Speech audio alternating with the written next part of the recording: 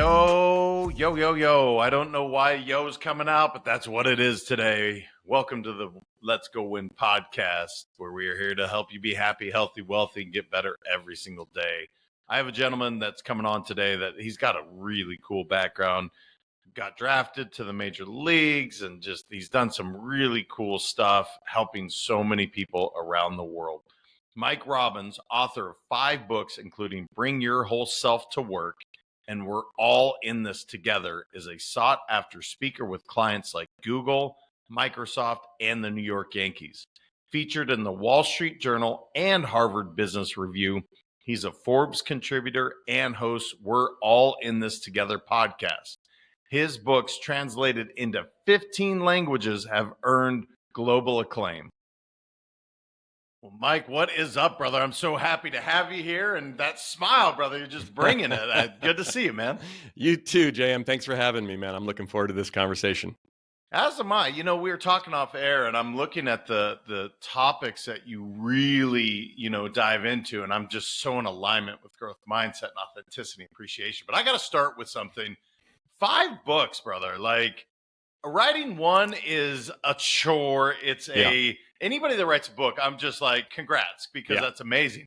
But you decided to go all in on, we're just going to knock out 5. Like, wow. Tell me more, man. That's awesome. Well, thank you. I mean, I appreciate it. And because you've written books, so you know what it's like to do it. It has been over quite a long stretch. Like, my first book deal I got and the first book I wrote was in 2006. I'd already been speaking and coaching for about 5-6 years at that point. So I've spread them out over the last, couple decades. And the funny thing is, I don't really like to write, to be honest. I mean, I love having written. I love having the books out. I like, even when I write an article or a blog post, like, I like it when it's done and people can read it. But the process, not my favorite. I'd rather just be having conversations like you and I are talking right now, or up on stage speaking to folks. So it's definitely been a journey. And I always joke, like, my teachers in high school or even professors in college, if you'd asked them, who do you think in the class is going to write a book, let alone 5, I don't think I would have been anywhere close to the top of the list, just in terms of my ability to write back then, and also just the way that I would put off every paper I ever had to write until the absolute last minute. So parents listening, just know your kids may end up doing something you totally had no idea about. That's right. That's right. Yeah, it's pretty interesting. I feel very similar. Like, I don't love the writing process because it's a hell of a lot of work. It is. And having that ability to go from A to Z, that is not necessarily how my brain works. Yeah. I guess what I would ask you, and we'll dive into the subjects, but I'm just curious, what is when you're like, yes, I have to write this because, what does that look like for you? Because I'm looking at your whole self to work. Yep. We're all in this together, which is also the name of your podcast. Yep. At what point are you like, yeah, man, I got to write the book. People need to hear this. They need to read it.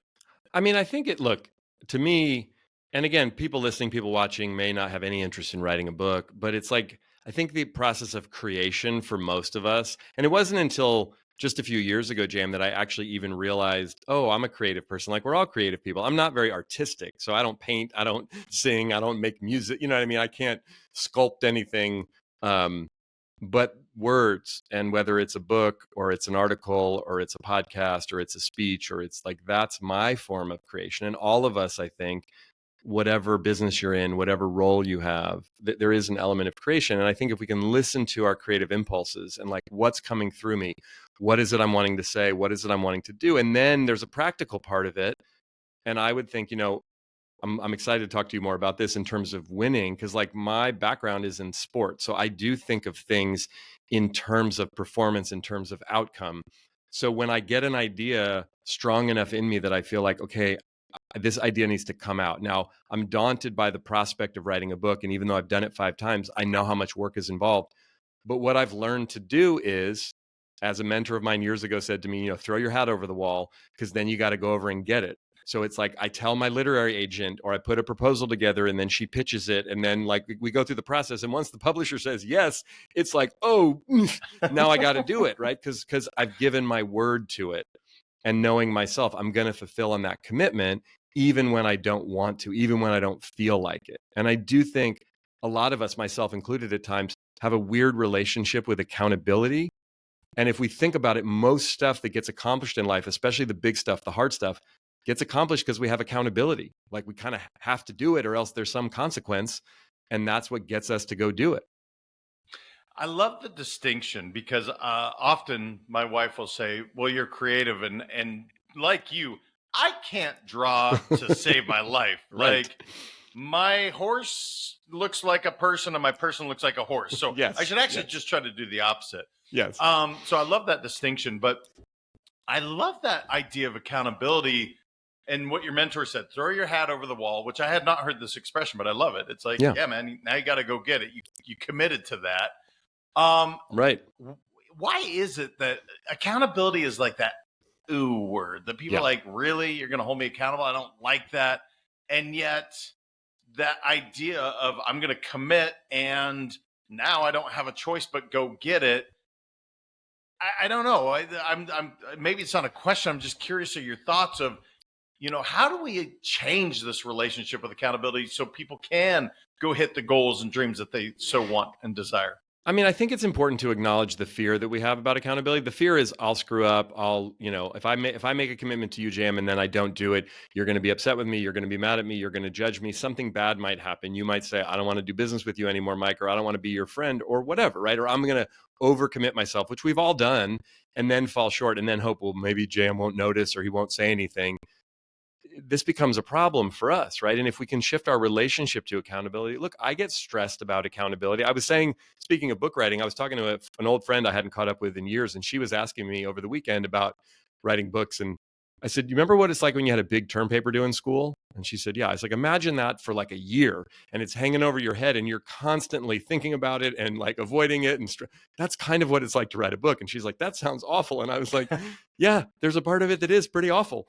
But the reality is, without accountability, I would not have written one book, let alone 5. And so having that in place, and can we shift our relationship to it? Oh, yes, sometimes it makes me feel weird or bad or stressed or worried. And it does then motivate me to do certain things, right? Another simple example, not about writing books, but everybody watching, listening, most of us would like to be healthy and fit if we can, right? If we have the ability to. And what's something that helps us be healthy and fit? If you want to exercise more, what's good to do? Find someone else to work out with, right? Now, look, I say this somewhat hypocritically because I don't often work out with other people, but I don't struggle to motivate myself to work out as much as I used to. I've modified it over the years. I'm now 50 years old. My workouts are different than when I was 20. But the point is, if I really was struggling, and JM, you and I are friends, it'd be like, hey man, could we meet at the gym? Or could we meet at the track or on the hill? Whatever, let's go hike together. Let's go, whatever. Because I know if you say we're going to meet at 9:00 in the morning tomorrow, I don't want to let you down. So I'm going to show up. Or maybe I go hire a trainer and I got to pay them money. And a couple days a week, I go to the gym and they put me through a workout that's better than the workout I would have had myself. That's a level of accountability, right? I just actually over the weekend, I sent an email to a nutritionist who's been working with a friend of mine because I want to talk to her about what she does, because I want to make some adjustments to my diet and I've been struggling with it. And it's like, if I pay her and I work with her and she's good and it helps me, that's probably going to have me be a little bit healthier. Now, again, I'm fortunate enough to be in a position where I could do that. But even if you don't have the resources, you can find another human. And in doing that, you will then hold yourself accountable to do something you want to do, but might be hard to get motivated to do. Yeah, it's so fascinating because I actually did the nutritionist. It must be the New Year thing where it's like, all right, man, yes. I've been, carrying around the extra 10, 15, 20 pounds. Exactly. And I will say it is fascinating. It's the pain versus pleasure. Right. So I think the gal, it was $500 or 200. I can't remember, but that I paid her. But here's the crazy part. And this is what I love about coaching. Whatever I paid her has already paid off in like the dividends are amazing. Yes. Supplement that I was doing, she eliminated. And all this frustration. And I guess I'm leading into this idea of coaching because you said that you have the background in sports. Yep. And then obviously coaching is really, your life's purpose and passion, what you do. Isn't it interesting that we will let ourselves down continuously, but once we commit to that trainer, coach, nutritionist, spouse, daughter, son, whomever that accountability buddy is, we're not going to let them down, man. Why is that? Why do we do that to ourselves? Well, I think there's a couple reasons. I mean, for better or for worse, we do care what other people think about us, right? Which often we think of that in the negative context, like, don't worry what people think. But there's a healthy part of caring. They say the only people that don't really care about what other people think are sociopaths. So, like, I think it's okay. We want other people to think positively of us. The negative side of that is when I decide that your opinion of me matters more than mine. That's where it gets kind of tricky. But the idea that we don't want to let other humans down, or we will show up for them, or we do care both about them and then what they think about us, we can use that in a positive way. Because again, just having that friend that we can bounce something off of, or that's going to support us to show up to do the thing. In some cases, you hire, say, a nutritionist, or you hire a coach, someone who may have some actual training and expertise, so they can both hold you accountable and teach you something in the process. Right? Because like a friend of ours might have some opinions, or they might have read something or seen some video on TikTok, but they're not necessarily a fitness expert, even if they think they are. But again, you go hire someone and you vet them out and say, oh, this person seems like they're both, I like them and trust them, but it also seems like they know what they're talking about. And I'm going to pay the money and commit the time. Look, sometimes, I mean, I say this in my own coaching with people sometimes. Look, a lot of this is going to be about you. It's not going to be about me having some brilliant idea that you never thought of. It's going to be about you committing yourself, paying the money, committing the time, and then me holding you accountable to what you said you want to do and what you want to create. All I'm doing is reminding you of that. In those moments when you don't feel like it, or when you say, forget it, what's the point? I come back and say, remember 3 months ago when you set the goals? How are we doing with that? Oh, not so good. Okay, no judgment. Just what are we going to do? Are we either going to eliminate that as a goal, or are we going to recommit to it? And then you figure out what you got to do to make it happen. Isn't that wild? It really is. Really, when I look at what I do as a coach, in large part, that's it. Like, I didn't say this is your goal. You told me. Right. I wrote it down. We documented it together and said, okay, by what time? Right. And the whole thing is like, yeah, maybe we guide a little bit, give a piece of advice here or there, but really, it's like, how are we doing? Checking in. Yeah. I want to switch just a little bit because you mentioned, and I love this idea of authenticity. It's one of those things that I feel I wish more people had the gift of just choosing to be them. Yep. And I'm curious for you, Mike, at what point were you like, yep, this is who Mike is, man. Here's under the kimono. You're speaking on stage. You're putting your thoughts on paper. I mean, that's really putting yourself out there. But did you feel like, gosh, this is me authentically? Because they told me I probably wasn't going to be the author, I wasn't going to be the speaker growing up. Right. And yet this is really me being authentic on stage. This is me showing up as the most genuine form of Mike. So when did that happen for you, brother? I mean, it actually goes way back for me, Jam, to when I was a kid in some ways, because so I grew up in Oakland, California. My parents got divorced when I was 3. And, I was born in 1974. There were a lot of kids, I'm a Gen Xer, a lot of kids that I was friends with whose parents were divorced. So that wasn't that strange in and of itself. But my dad had what we now all know and call bipolar disorder, which back then they called manic depression, which I didn't know what the hell that was when I was 7, 8 years old, and my dad's depressed. And he had like this weird sort of shameful illness that nobody could quite explain. And it wasn't like he had cancer. And but so there was that. And I was like, well, that's weird. And then why is it we're not supposed to talk about that? Or why is, I didn't understand that. And again, I was a kid, right? But as I got older, and then I was a pretty good student. I was a pretty good athlete. I was like doing things that I was supposed to be doing and I was happy. I was not like a miserable kid, but I just felt like, why isn't anyone talking about all the things that I'm thinking and feeling inside? Like, am I weird? Is something wrong with me? And I'm also, I was a boy too. So I was sort of told like, suck it up, be a man, don't cry, all these things. And I'm like, but I was a very sensitive boy, even though like I was a good athlete, but I had a single mom raising me and an older sister. I was confused by a lot of things. I was also a white kid growing up in a super diverse environment where a lot of the kids around me didn't look like me. So I just had all these questions about life, right?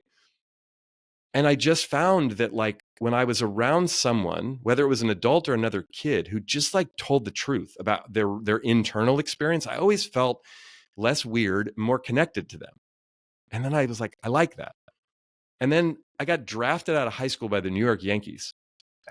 Right. So like I'm a good baseball player. I get recruited to play baseball at Stanford. I don't sign with the Yankees. I go to Stanford. And I'm at Stanford.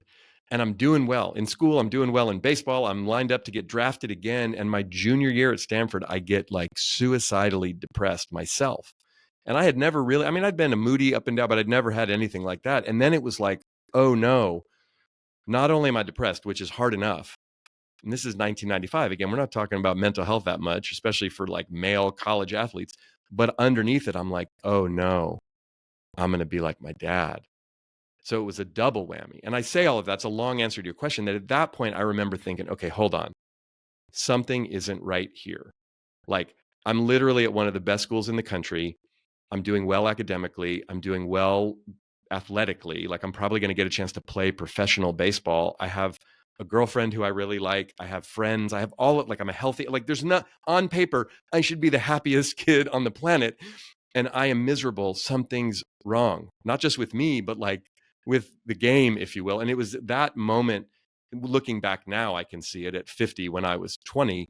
That was the moment I was like, okay, I'm going to really commit myself to a deeper level of understanding of life and who I am.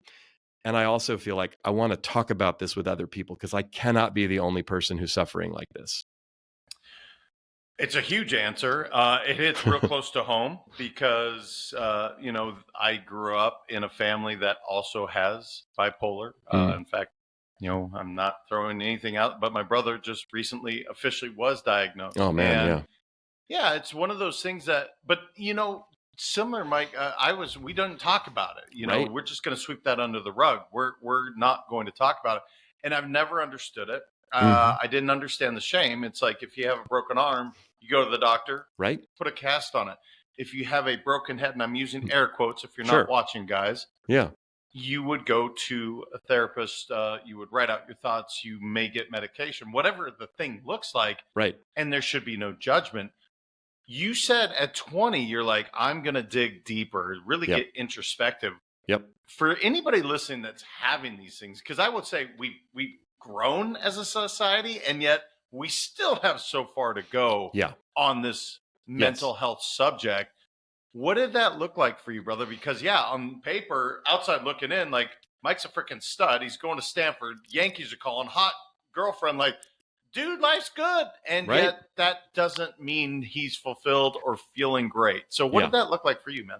Well, I mean, I went, my uncle is a therapist in Texas who I love and has been a mentor most of my life and still is to this day. And I called my uncle and he was like, it sounds like you're depressed. You should go get help. And I was like, first I was in denial, but I went to the student health center at Stanford, found a psychiatrist there, started seeing her and doing some sessions with her, got some medication, and then also found a therapist and started doing some sessions with that person. And at the time, I just started reading books and listening. I mean, this is, again, mid-90s. I'm listening cassette tapes. I actually started learning about meditation. I started learning about mindfulness, different things. What could I do to both get real about what I was feeling and learn how to tap into those feelings without being so scared of them? And then how could I talk about some of this stuff in a way that didn't make me think I'm a crazy person and no one's going to trust me or believe me? I ended up getting drafted that year, my junior year, by the Kansas City Royals, and I did sign a pro contract. And so then I go off into the minor leagues with Kansas City, and I'm still kind of going in and out of these states of depression. All the while, again, I do think we've made progress in our society, Jam, where people talk about this a lot now, thankfully. But we also know people, and especially young people. I mean, my wife and I have an 18-year-old and a 16-year-old daughter.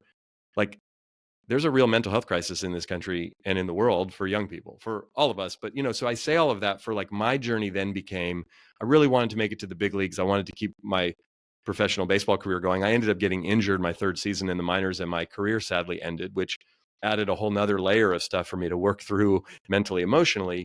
But I did make a commitment then, and it continued to, like, I think I want to get to the root of what some of this stuff might be. Thankfully, after a few years and working with some good therapists, I didn't find myself continuing to struggle with depression specifically. But I really did sort of commit my life to, I'm going to, I mean, again, similar, like if you grow up in a family where like everybody has heart disease, it's like you go to the doctor and they say, oh, you got some pretty serious family history. You're going to have to do some things, just to be mindful of that. I felt like that was the case with my mental health. And I was like, I'm going to commit to this as a lifestyle because I don't want to end up like my father and other people in my family who've really struggled. And, thankfully, with a lot of help and a lot of therapy and a lot of great people. And then nowadays, there are so many different modalities that we can find.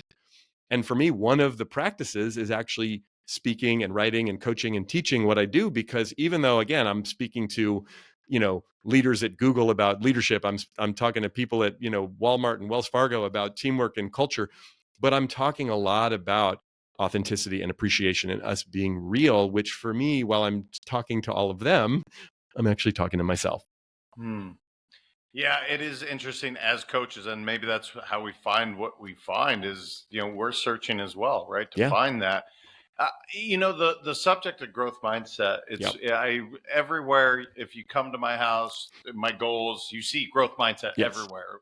The mantra that my kids have said all their lives includes growth mindset. Nice. And what I'm hearing, as you're talking about, you had great mentors, your uncle being one of them, to say, look, your identity of maybe being your dad or your genetics does not mean that's what you're going to be.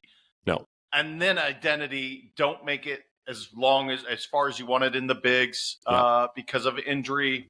Now my identity is shifted. And now what? I know, at least for me, when I got hurt and my athletic career was done, that was a big identity thing as well. Huge. The growth mindset piece is what I'm hearing, where you're like, okay, new chapter, and I'm just going to dig into whatever this is. Was it Carol Dweck and her book Mindset that really brought this to light for you? Is this something that maybe she coined the phrase? You're like, yes. I mean, you're Stanford, she's Stanford. Right. I kind of backed my way into growth mindset. I wasn't familiar with Professor Dweck and her work for a while, even after she'd written her book Mindset, and was, it kind of came to me this way. Like, I had a friend, Jam, not that long. So my baseball career, I get drafted in 1995 as a junior at Stanford by the Royals. I go into the minor leagues, as you do in pro baseball. I'm working my way up, trying to get to the big leagues.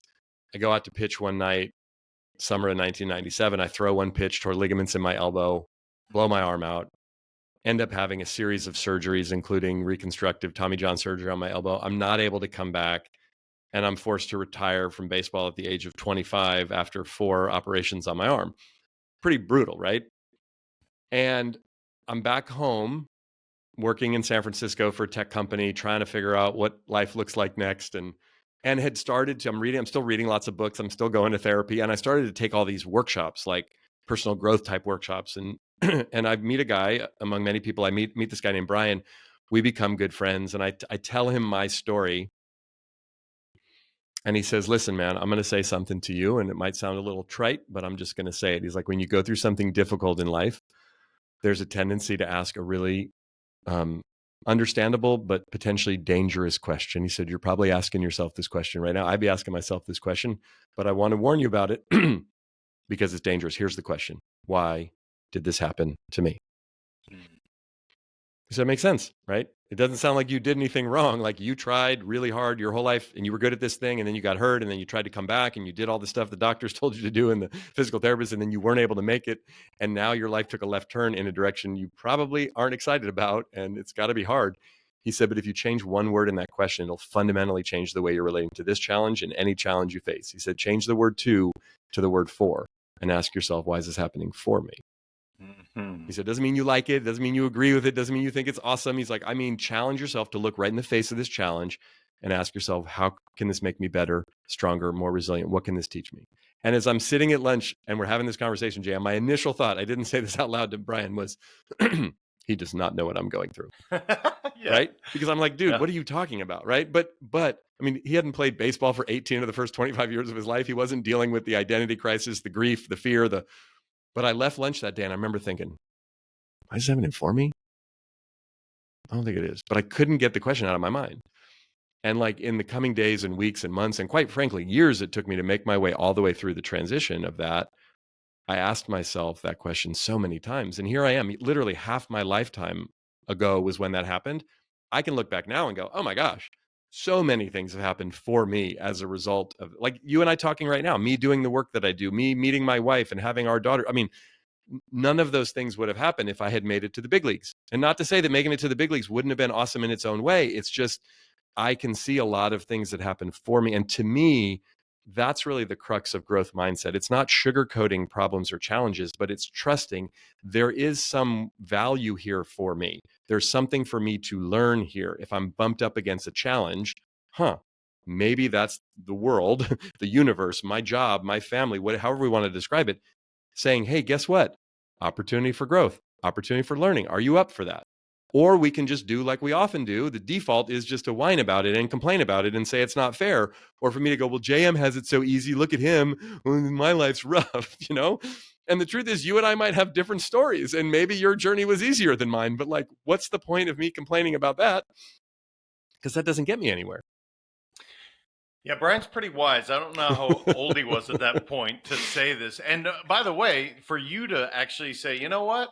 Maybe not in that moment, like, oh, Brian, that's sage advice. Thank you so much. But, to sit with it and go, holy shit. Like, yeah, we all have a story, right? We all have our woe is me, as I call it, or our adversities that we all challenge. And I love how you literally said, well, he doesn't understand. No. Because how can anybody understand? I don't know what it was like for Mike because I've never been in Mike's shoes. I can't see through his lens. Right. But I do know this. We all have gone through something. For sure. That's amazing. I don't know if you stay in touch with him, but what a gift he gave you at such a young age. He's a really good dude. He's probably, I was probably 25 when we had that conversation. He was probably 28, 29, maybe 30. I think he's 3-4 years older than I am, but we're still friends. So yeah, he was a young guy. When I think about it now, I always think of him as kind of like an older brother, mentor type, but he was very young when he said that to me, and it was incredibly insightful and wise, and I'm so grateful that he did. Yeah, but to have that growth mindset, it's interesting because it wasn't long ago. In fact, it was just last year. A much younger gentleman than I. He's 32, I'm 46. So he said something to me that, because I was kind of in my own little victim, let me tell you how bad it's been on the subject. Right. And he said something, Mike, that I was like, damn, this guy's good. He goes, you're exactly where you're supposed to be. Ooh, yeah. And I was like, no, man, like, damn it, no. And he was so spot on. Yeah. And yet it's so hard for us to see these gifts in the moment, especially when something sucks. Yeah. Because it hurts, right? And I do want to say, I do think it's important for us to acknowledge when something does suck, right? Because sometimes I find, and you probably see this too, there is a phenomenon that I like to refer to, and other people call it this too, like toxic positivity, right? Where immediately we jump to the silver lining, immediately we jump to the, well, do you know what I mean? It's literally like someone died. Well, they had a long, wonderful life. It's like, yeah, I'm grieving right now. I don't need you to cheer me up. So again, it's a balance, because I do think it's important that we grieve losses, that we're real about disappointments, that we feel it. Do you know what I mean? But the question then always becomes, and really we're the only ones who can decide, are we wallowing in this? Are we complaining about this and using it as an excuse, versus am I just having a normal human response to this experience? Like you mentioned having kids, like parenting to me is just filled with constant joy and grief. Right? There's like joyful moments, and then there's just grief the whole time. Like our oldest just went off to college, and it's like, okay, ooh, wow, I was not prepared for that. Do you know what I mean? And it's like, that's what we want her. We're super proud of her. It's great. And it's like, ouch, what? Do you know what I mean? And it's like, again, brother, I'm going through it with you. My 18-year-old is off of freshman. I hate it. Yeah. Literally every day. And yet I'm so proud at the same time. But yes, the duality is there, man, and that's okay. And it's like, I'll be in the airport, we have 2 girls, and I'll see a dad with like a 7-year-old or sometimes a 4-year-old or something, and he's carrying her, or she's playing with him or whatever. And I remember enjoying that at the time, but also being exhausted and at times annoyed, right? Because whatever. But I'll look at that and I'll just have this moment where I'm like, I'm never going to be able to pick up my girls like that again, or toss them up in the air, or put them on my shoulders, or all those things, you know what I mean? Or the moments when, our 16-year-old, who's awesome, but she'll say a very 16-year-old thing to me that I'll be like, ouch, you didn't used to talk to me like that when you were 7. Do you know what I mean? And I'm like, but that's again, the joy and the grief. And it's hard to know in life, whether we're talking about parenting or relationships or even work stuff, is like, can we appreciate it in the moment? My biggest takeaway, Jam, when my baseball career ended, as disappointed as I was like, oops, I think I missed the point, because I forgot to really enjoy and appreciate it. I was so obsessed with winning, and that's where winning, and I know you're all about winning, but it's also a double-edged sword. It's like, yeah, we want to win, but you know what? If we're just waiting till we get to the mountaintop so then we can raise the flag and say we did it, then we miss everything that happens along the way. Yeah, brother, it's a great point. There's so many things to talk about right now. You've said the word appreciation a couple times, Yes. and I definitely got to hit on that because, like you, I didn't appreciate all the moments that I had with my sons, and I have 18 and 15-year-old sons, as my audience knows, Yes. and my 15-year-old is a freshman in high school, and I'm like TikTok. I'm looking at the clock, like, dude, and so I'm trying to really be even more engaged and present than I was even with my oldest. Sure. And yet I also believe in no regrets, right? That's the other thing is a philosophy of mine. Are there things I've done I regret? Yes. Anybody that's known me for any amount of time, sorry for some of my screw ups along the way. Right. And it's who I am today because of these stupid mistakes. It's really interesting. So specific to appreciation, because it's on here as a topic, you said that word. It's clearly like a philosophy, or it's something that you believe in. Is this a gratitude practice? Is it literally staying in the moment? What does it look like? Because I say virtually every email, if you and I get off, I'm going to say, you know what, Mike, I appreciate you. Yeah. And I mean it sincerely, because I didn't say that for so many years. I want everybody to know I appreciate your time. I genuinely appreciate who you are as a human being. What does it look like for you?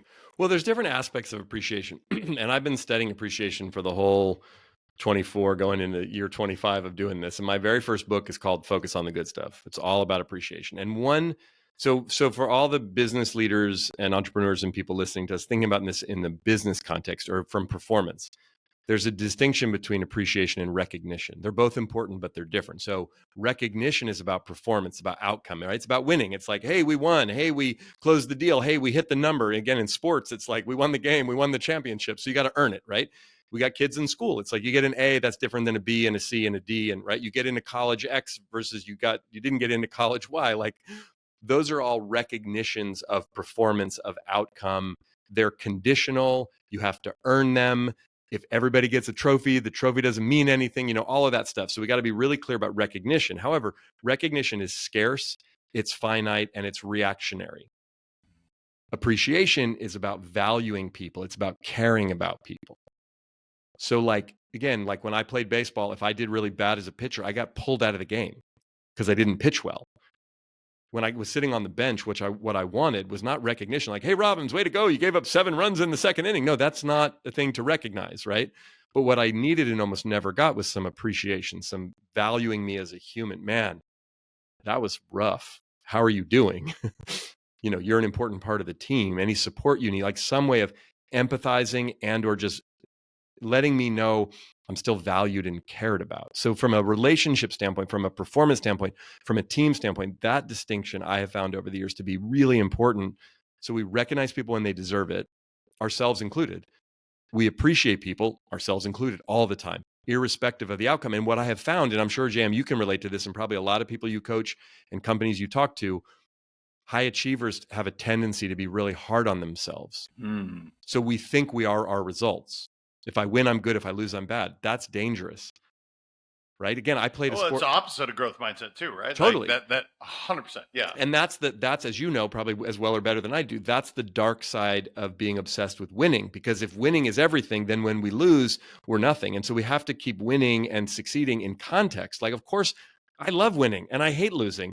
However, if you play enough, like I played a sport where like literally in baseball, the season, look, we're going to get into spring training here in the next few months. And then even if you're not a baseball fan, there's 162 games in a professional baseball season, right? Every single team in the major leagues next year, even the worst team will win at least 54 games, 1/3 of their games. The best team will also win 54 games. It's what you do with the other 54 that matters. The difference between first place and last place is those other 54 games. So you have to actually know in baseball, but I think it helped me a lot in life. You have to know how to lose. You have to learn from losing. Growth mindset, right? You have to go, oh, I didn't succeed on that. I mean, any good salesperson will tell you the no's hurt, but they're just as important at times as the yeses, because like, what did I learn from the no? I get better next time so I can get the yes. Yeah, this is hitting home so hard and in a great way. My son plays tennis, as most people know. And so you lose more often. It's not often you're winning the tournament. Right. is what I would say. Yeah. There's only one winner And at the end of that, and everybody else, you can play really well and not win. I didn't play tennis, but I can imagine it's probably in its own weird way similar to pitching, although in a very different context. There's a lot of individual focus. And then when you lose, it's like you lost. well, yeah, just even percentage wise, like pitching, let's say you're going to throw, I don't know, 60% strikes and 40, well, maybe it's Yeah. 70-30, but so you're missing or losing, quote unquote, Right. throwing the balls. Same in tennis. And what was fascinating this last weekend, my son had his first college official tournament and he played terrible.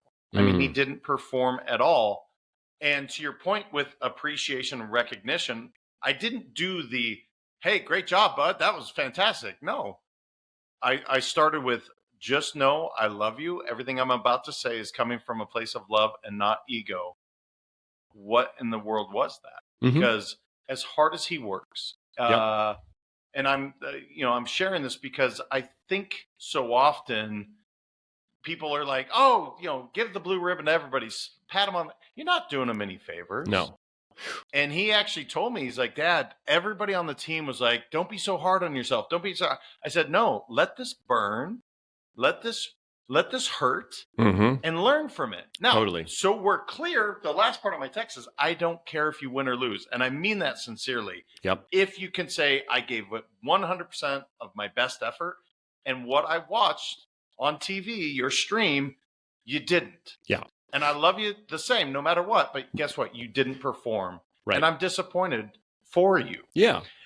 And I think that's fair. I think that's being real and authentic. Back to Right. the authenticity piece. Well, it's also about knowing someone, and whether it's your son or someone that we're coaching or someone, an employee or whoever it is. Like, I always feel like, part of appreciation is also understanding what do I have permission to say and what don't I have permission to say and at what time. Sometimes, again, let's just use your son as an example. Obviously, you know him. He's a competitive athlete. He's playing college tennis. You've obviously been through the journey with him. The question often I'm asking myself when I'm trying to show up for someone, or you'd think about that with your son, is like, what does this person actually need in this moment? And if we don't know, guess what? We can ask. That's a great way of appreciating someone. How can I support you best right now? Do you want me to shut up and just hold space for you? Do you want me to give you any feedback from what I saw? Like, I get this asked all the time, Jan. People reach out to me and look at my website or read my article or give me feedback, or whatever. And before I give the feedback, I say, what kind of feedback are you looking for?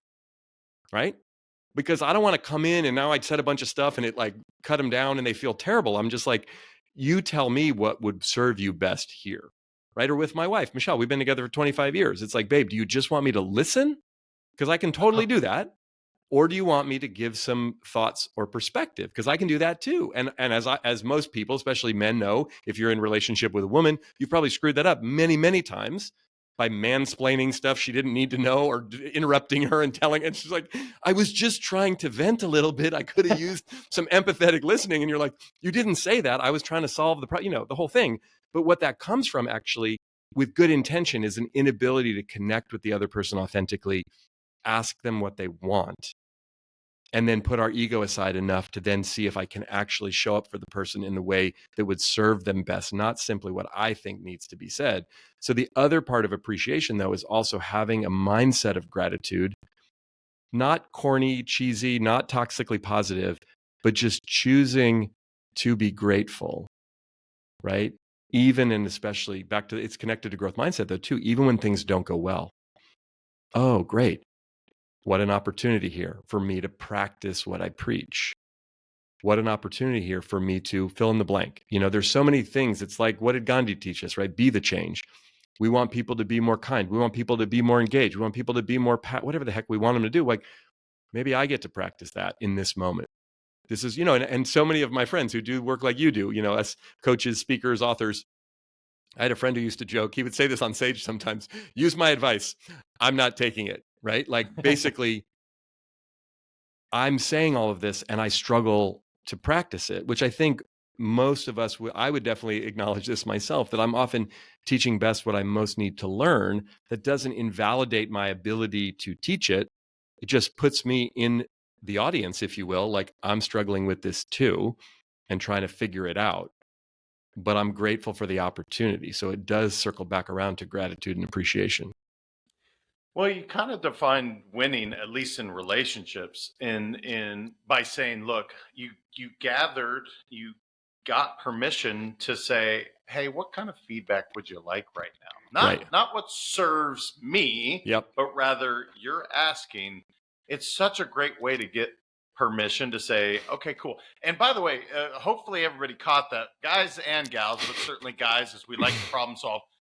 Yeah, man. Sometimes it's just sit back and listen. It's not, let me solve it. I know that answer. That, like, promise you, that's not winning, no matter how right you might be with solving that. Yeah. And a great question to ask, by the way, whether it's with our spouse or with an employee. And even if you're someone, look, if someone goes on and on and on, it can be challenging, and it's okay to bottom line people respectfully. However, I have found a great question to ask is, what else?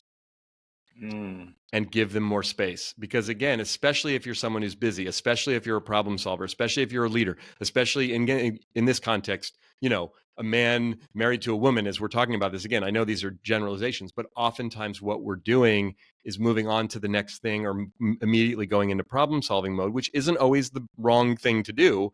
However, oftentimes if we can give it another beat or ask another question, or even, you have teenagers, I have teenagers. Someone said this at a conference I was at last year about managers, but I've been using this with my daughters, is like, hey, scale of 1 to 10, how was your day? And then whatever they say, if they say 3, you go, oh, really? 3? Why? Or they go 9, you go, really? 9? And then it opens up a conversation either to what was hard or what was great, without saying what was hard and what was great, because then they'll roll their eyes and close up. But that kind of question, being curious, and then the follow-up question. But so much of that is an intention of connection as opposed to an agenda. Like, again, I talk to managers all the time. It's like, don't have such a packed agenda in your one-on-ones with everyone on your team that you're just banging through a list and there's no space to just ask them how they're actually doing, and you can genuinely respond, because that's probably the most important part of the one-on-one. Yeah, the ability to get an answer which leads right into tell me more instead of, I coach on this too. It's like, don't ask your kid how school went today, because I promise you're going to get good. Yeah, fine. Fine. Like, okay, awesome. Like, it wasn't a yes or no question, but you're not going anywhere with that on a scale of 1 to 10. I'm using it today. So Trey, get ready. Gosh, brother, this is flying by. We didn't hit on winning. Maybe that's what I'll ask you. When I say the word winning, what does that look like for you? Do you have a definition that's just clear and you're like, yes, this is what it means? Because mine, people are like, so it's all about wins and losses and one wins and one. Not at all. Yeah. Right. Well, it's, go ahead. It's funny you say that, because I think, if I'm being really honest, there's like a younger version of me that is about, oh, I know what winning is. I get more than you. I won. You know what I mean? Like, that's the competitive. I won the game. I hit the number. I met or exceeded whatever the target is. And look, in a practical sense, thinking about it as a baseball player, it's like, we got 3 and you got 2. We won. We won more games than you. We won the championship game. We're the winners, But I actually, the deeper truth for me is that winning for me is about showing up fully, being proud of myself for how I engaged in whatever it was. And yes, interested in the most positive outcome and hopeful that that will happen. But whatever happens, feeling like, I know it's corny, but I left it all in the field. I gave it everything that I had, and I can live with the result. Yeah, I love that. That's literally, again, I think that's where we have a shared terminology. That's the growth mindset. Like, hey, man, did you give it everything you got? I'm proud of you. Yeah. I'm proud of your work. Yeah. Not you got an A, B, C. I changed that a long time ago. I don't say you got an A, you're so smart. It's like, I'm proud of the work that you put in. You got a C. Can we talk about if you put a full effort in? Yes or no? And it's just changed it. Mike, what didn't I know enough to ask you? We didn't even get into we're all in this together or any of your books, because you're a fascinating dude. But thank you. Anything on your heart or mind that you just want to make sure to share with the audience as we start to wrap up? No, I mean, look, a lot of what we talked about is what's in all my books, especially We're All in This Together, the most recent one. So I do feel like we touched on that. But I also, on that note, I will say too, I feel like it's important, especially in today's world with all the things going on, that to me, winning is also about how we treat each other and how we connect with each other and how we do remember that, like, win or lose, up or down, we're in it together with the people that matter most and even the people that might be a little further away from us. So, like, to me, like, that's what winning is about, is that we're mindful and kind to each other as much as we possibly can be. Love it, man. I hope we can get more of that. I know we just had, yeah, I don't know when this is coming out, but the inauguration just happened. I'm hoping the country can kind of hear that message. Like, we're all in this together. Whether you voted for him or not, it doesn't matter to me. I don't care. Right. Let's go win as a country together. Yes. That's what it's all about. Yes. Agreed. I want people to go hear you, read your books, check you out, man, because you got some great stuff. I know you're speaking all over the world and the country. So where's the best place to find you, Mike? I mean, I'm on all the social platforms, but the best place to find me is probably on our website, which is mike-robbins.com. Well, brother, kindred spirit and soul, man. I just loved having you. Thank you for showing up authentically and just bringing so many amazing nuggets. I just appreciate, I appreciate you as a human being. Thank you. Thanks for having me. Guys, there is a lot of good stuff that we went through, and like I said, I didn't get into his books hardly, and yet I could talk to him for hours. I think this is one of those episodes that I need you guys. Go share it with someone you love and care about, because these are practical lessons that you can use in every endeavor of life, at home, at work. Please get out there and share it with someone you love. And until next time, remember, your mindset matters. I appreciate y'all. Talk soon.